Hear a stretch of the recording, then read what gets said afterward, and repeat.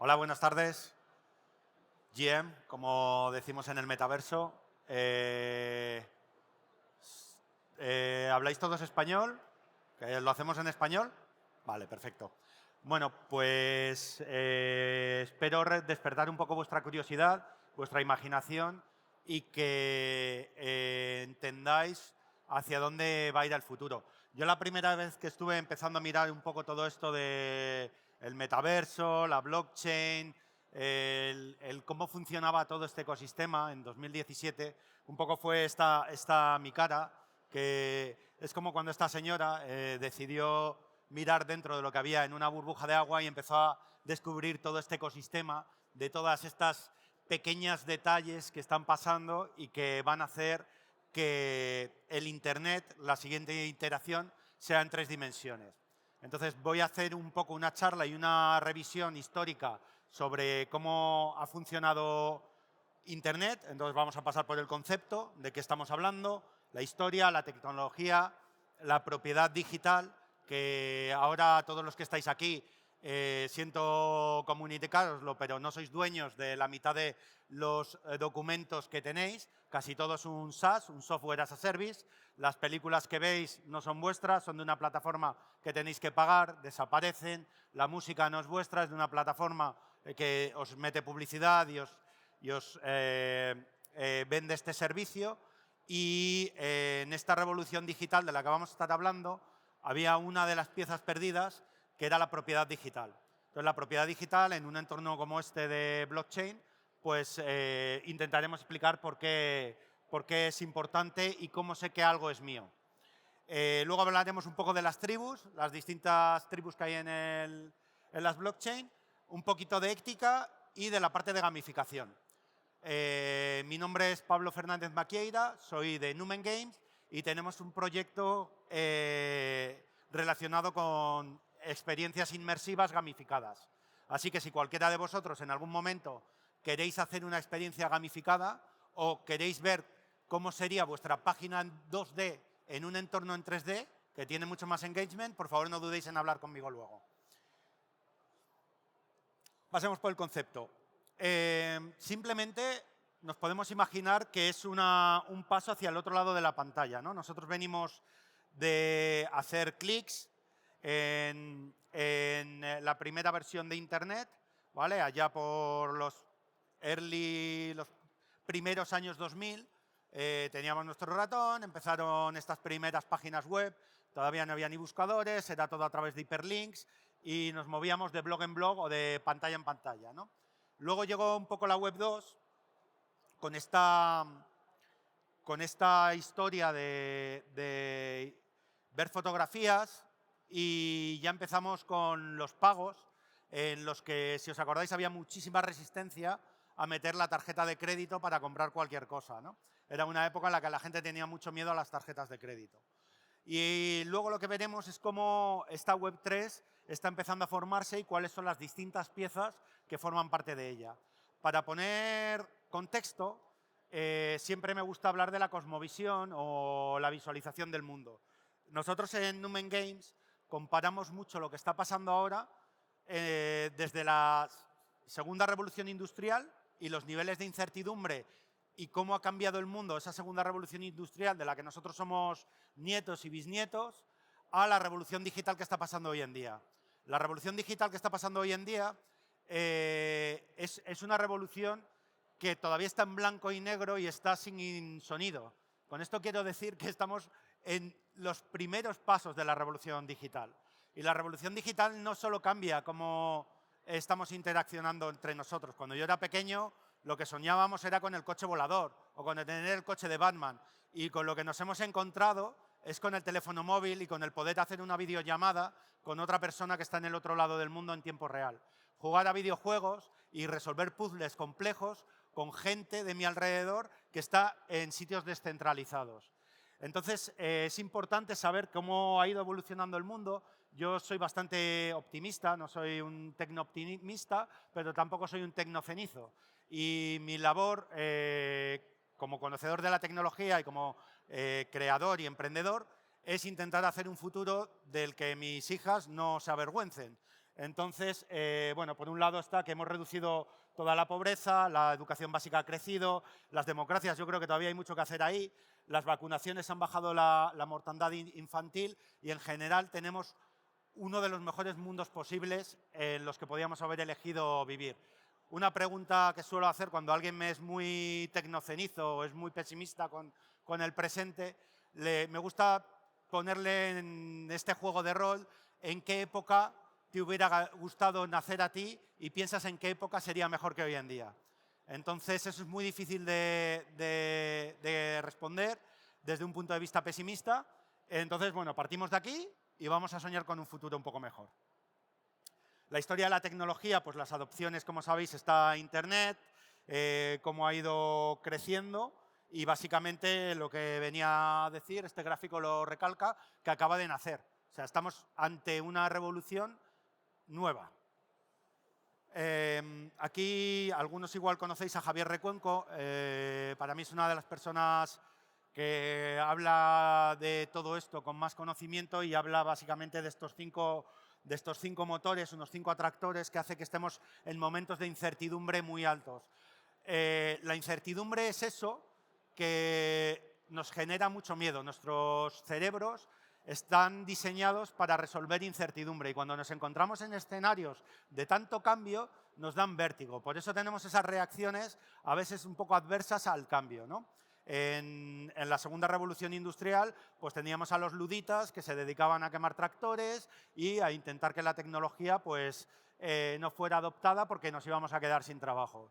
Estos mismos símiles son los que nosotros utilizamos mucho en nuestra narrativa para intentar aprender de lo que pasó en el pasado con lo que está pasando hoy en día y hacia dónde vamos. Esto es importante no solo por vosotros, que seguramente algunos pues bueno, nos pilla ya más mayores y vamos a estar en una transición, sino por los que vienen detrás, ¿vale? Yo creo que es un poco lo importante. Estos 5 atractores son los espacios hiperpersonales, que tienen mucho que ver con la realidad virtual y estos entornos en los que uno tiene un control de su propio entorno virtual muy importante. Luego tenemos toda la parte tecnológica, que ahí incluimos desde la inteligencia artificial, el blockchain y todas estas palabras reiterativas que a mi modo de ver es como hablar de las piezas del interior de un coche y no se entiende al final para qué vale el coche. Entonces, bueno, toda esta parte tecnológica es la que está realmente detrás de esto. Y luego tenemos las agendas de los políticos, como en este caso es la Agenda 2030, la personalización de todos los servicios. Os habréis dado cuenta que a través de Internet y de los últimos conocimientos que hemos ido adquiriendo, cada vez todo está más personalizado, desde la medicina, la educación, la publicidad, todo cada vez gira más en torno a esos pequeños datos que a cada uno de nosotros nos hacen diferentes. Y luego el tiempo en el que los negocios se han ido estrechando y cada vez viven menos tiempo. Antes los negocios fácilmente duraban 2 generaciones, 3 generaciones. Hoy en día raro es ver compañías que tengan más de 20 años, más de 30 años y que además estén buscando activamente perdurar 100 años en el tiempo. Web 1, Web 2 y Web 3 es simplemente una manera de hablar de un continuo y de un gradiente. Como siempre, estas cosas ahora son así, dentro de unos años les cambiaremos los nombres. Es una costumbre hablar de Internet así y bueno, vamos a repasar un poquito en qué consiste. Este señor, Steve Berners-Lee, que es el que juntó 2 protocolos, que es el TCP y las DNS, y ahí nació la web que conocemos. Esto salió con dinero público europeo del CERN y la investigación no siempre acaba en un cajón, ¿no? A mí me da bastante esperanza en que a veces las investigaciones y los equipos de investigación consiguen hacer cosas tan increíbles y él decidió que fuera de dominio público. Es decir, podríamos imaginarnos un modelo de Internet que no solo tuvieras que pagar a la línea que te trae el Internet a tu casa, es decir, el cable, sino que además tendrías que pagar por el contenido de ese Internet, ¿no? Como podría ser el cable, la televisión por cable en Estados Unidos. Gracias a él, este tipo de adopción fue mucho mayor. Y hablaré un poquito, muy por encima, en una parte de la importancia de bajar las barreras para que la tecnología corra más rápido. Esto es la Web 2. Pasamos del modo del ratón, ¿vale? Y de tener una interacción a través de un dispositivo al modo táctil y a las redes sociales, ¿no? A contar historias a través de texto, edición de texto primero, luego empezamos a editar fotografías, hoy en día estamos editando vídeo y las plataformas que barren el mercado pues son TikTok, YouTube, Twitch, etcétera, etcétera, etcétera. Todas tienen una carga muy importante de vídeo. En la Web 3 vamos a ver que ya no es solo vídeo, pasamos al otro lado de la pantalla. Aquí lo que sucede es que son experiencias más inmersivas en las que también puedes utilizar el móvil, el ordenador o unas gafas de realidad aumentada o de realidad virtual. Y aquí lo que veréis básicamente es que tiene que ver más con el mundo de los videojuegos. Tenemos una generación que hoy en día... Bueno, yo vengo de una generación que ya nació con videojuegos. Mis tíos formaban parte de una compañía en España que se llamaba Operasoft. Desarrollaron de aquella época unos videojuegos que ahora están vistos con mucha nostalgia, como podría ser La Abadía del Crimen, el Woody y un montón de videojuegos que llenaron mi infancia, ¿no? Y lo que está pasando hoy en día es que antes yo era el raro que tenía un ordenador, pero hoy en día todos los niños tienen un ordenador, todos los niños juegan Roblox, todos los niños juegan juegos de construcción como Minecraft o como Fortnite. Y ellos están acostumbrados a vivir en esos entornos virtuales que son protometaversos y tienen interacciones ya en estos protometaversos. Entonces, lo normal es que según vaya evolucionando el mercado, estos niños acaben demandando un Internet que se parece más a cómo son esos videojuegos que a cómo es el Internet de hoy en día. La curva de adopción en tecnología más o menos sigue de esta manera y la gente no está muy acostumbrada a ver esos ciclos de invierno, ¿no? Se piensan que cuando se deja de hablar del metaverso, el metaverso ha muerto. Esa es la noticia fácil, ese es el clickbait. Pero la realidad no es que haya muerto, es que simplemente está atravesando lo que se llama un desierto o un invierno. En la inteligencia artificial, que también me gusta mucho y la he experimentado también durante varios años, hemos sufrido muchos inviernos.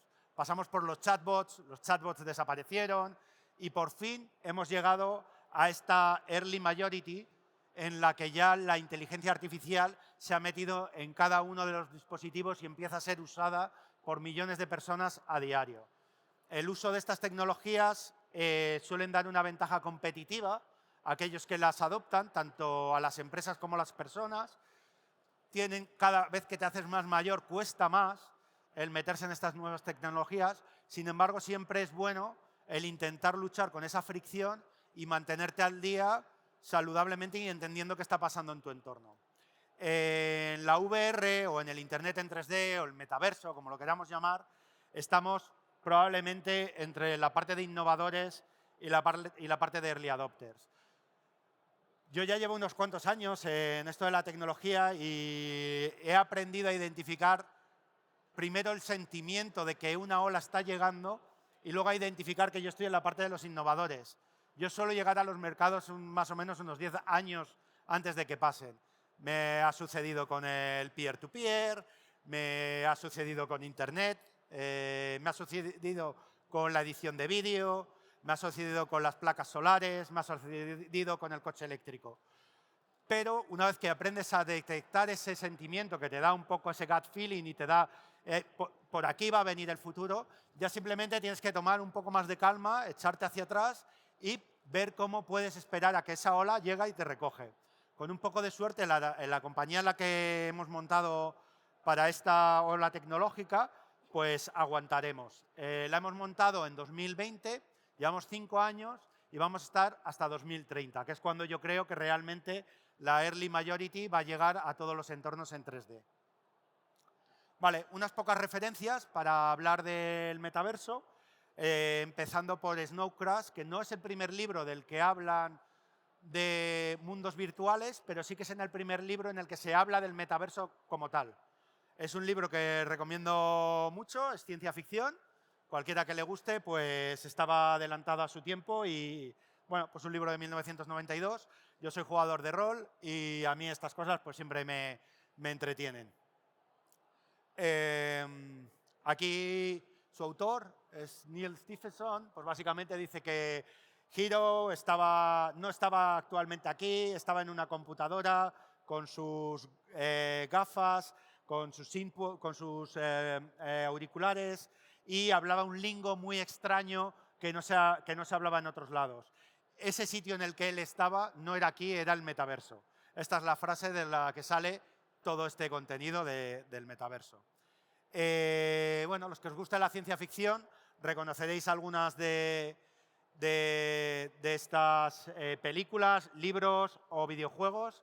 El cortador de césped es una de las primeras películas. Akira, Blade Runner, Ghost in the Shell, Matrix, el World of Warcraft, Ready Player One, Tron, un montón de referencias que, como siempre, la ciencia ficción se anticipa un poquito a por dónde van a ir las cosas, ¿no? Siempre es interesante. Bueno, luego en el metaverso somos humanos y pasan cosas tan ridículas como que también hay líneas de espera. No sé qué están esperando, esto es el World of Warcraft, pero sucede que la gente se pone en una cola para esperar a que alguien haga algo. Estará aquí alguien seguramente dando objetos o hablando de algo y toda esa cola pues se va formando y esto es gente que están todos en sus ordenadores, cada uno esperando su turno, ¿no? Cosa que nunca me deja de sorprender. En este juego he visto de todo. Gente que se ha casado, gente que ha tenido cambios de vida radicales debido a enfermedades. Son juegos que tiras muchas horas y son espacios en los que no solo estás haciendo misiones, sino son espacios en los que estás compartiendo momentos. Entonces eso es muy difícil para mucha gente que no ha experimentado esto, pero es como estar en un chat o en un entorno en el que estás no solo rodeado de un imaginario, sino estás rodeado de interacciones sociales. Vale, vamos a hablar un poco de los fundamentales de la tecnología, que es la realidad aumentada, realidad virtual y realidad mixta. Realidad aumentada es aquella con la que con un teléfono, si nos ponemos delante de la Torre Eiffel y yo veo la Torre Eiffel, me va a salir una información adicional a lo que yo estoy viendo. Estoy aumentando la realidad. Eso es lo que significa realidad aumentada. A mí es una de las que creo que más potencial tiene y las gafas de... Bueno, luego veremos los dispositivos, pero hay unas cuantas gafas que están un poco trabajando en esa línea. La realidad virtual es inmersiva. Estás totalmente rodeado por un entorno virtual. No estás con un entorno real. Y la realidad mixta es en la que tú decides cuánto de inmersivo es esa realidad. ¿Vale? Es sobre la que se está apostando más hoy en día y es la que tiene más sentido. Esto es 2016 con las Oculus. Si nos pasáis por nuestro stand, tenemos un stand aquí adelante que os invito a experimentar un poco lo que hacemos. Este es el futuro que a mí no me gustaría que pasara. Es un futuro centralizado en el que una sola compañía tiene todos los datos de las personas y en la que está pasando algo en la vida real que tú te estás perdiendo, es totalmente desapercibido a ti. Para mí esta foto representa una cosa un poco creepy, espeluznante. Las HoloLens, aquí esto es realidad aumentada, tenía muchos casos de uso, tanto para medicina, los doctores para ver dónde están operando mejor, ya tienen estudiado el modelo 3D, se ha hecho mucho, en aeronáutica se ha utilizado mucho. Hoy en día el cómo se hacen los tornillos de las naves, de las aeronaves y de las alas, cogen unos papeles muy grandes y los ponen encima de las alas y ponen cada uno cómo tienen que ir. Este tipo de tecnología te puedes imaginar que ya te está proyectando dónde va cada uno, con qué fuerza lo tienes que meter, tienes unas instrucciones, las propias cámaras te pueden decir si ese tornillo ya está bien o no y se puede supervisar y medir mucho mejor el trabajo.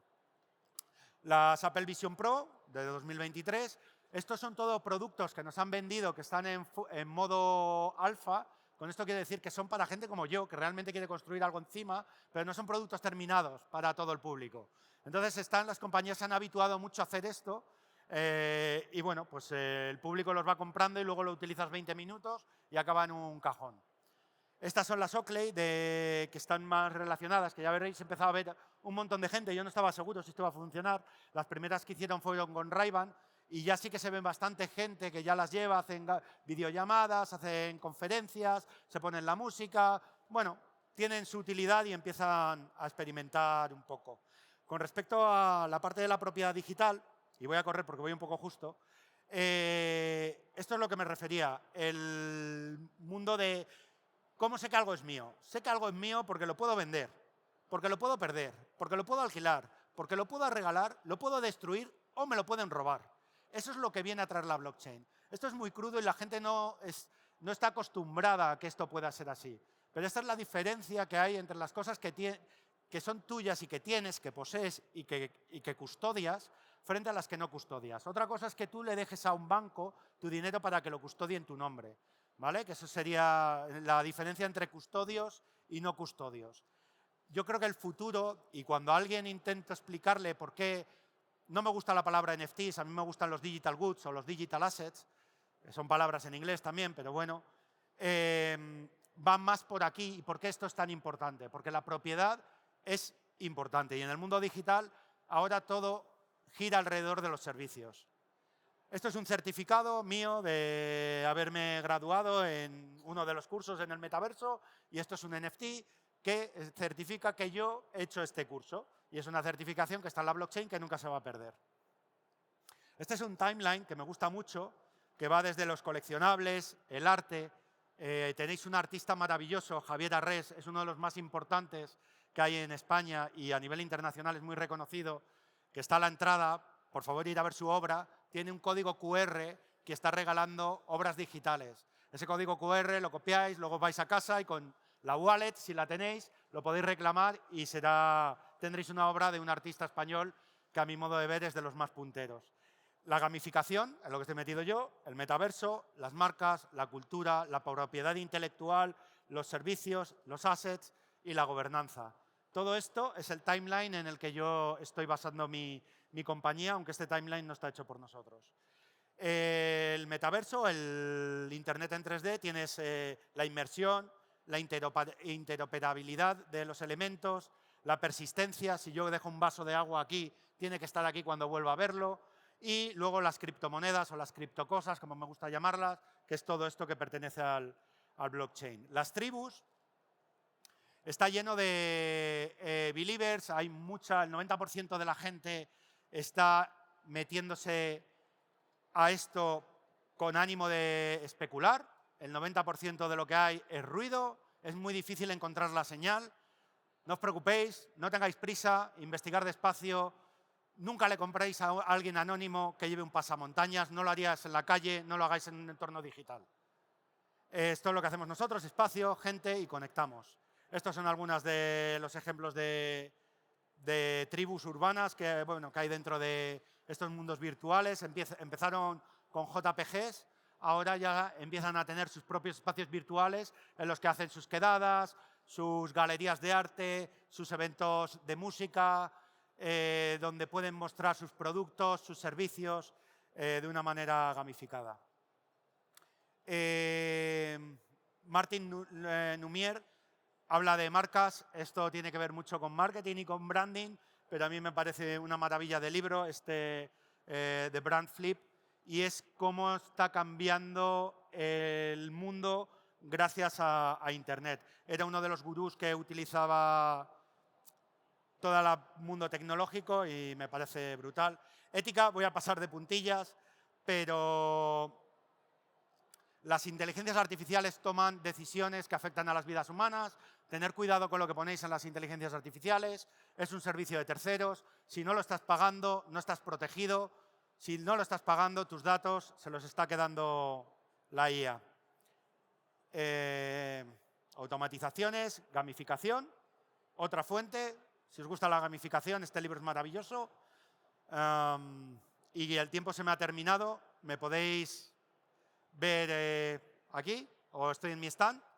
Este es otro libro de por qué la realidad está rota y va alrededor de la gamificación. Una de las genios de gamificación y está en todas las ferias de videojuegos. Somos Numen Games. Muchísimas gracias. Y podéis hacer una foto y aquí tenéis mi contacto.